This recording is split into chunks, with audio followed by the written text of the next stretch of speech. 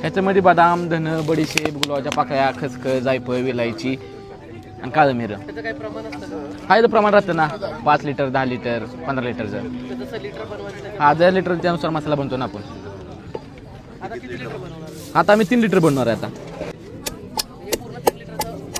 हा, ते 2.5-3 लिटर.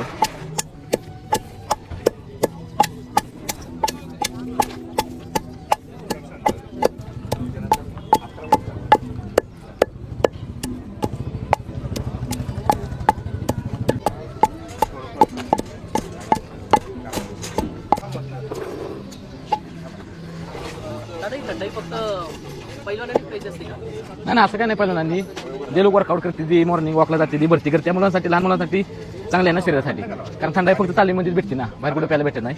आता इथं बाहेर पुण्यातल्या माणसाची दुर्गा एक्सरसाइज करायसाठी मुलं मुली ज्येष्ठ नागरिक त्यांसाठी आपण चालू केलेलं आहे ना थंडाई. कारण बाहेर कुठल्या स्टॉलमध्ये किंवा बाहेर कुठेच भेटत नाही ना थंडाई.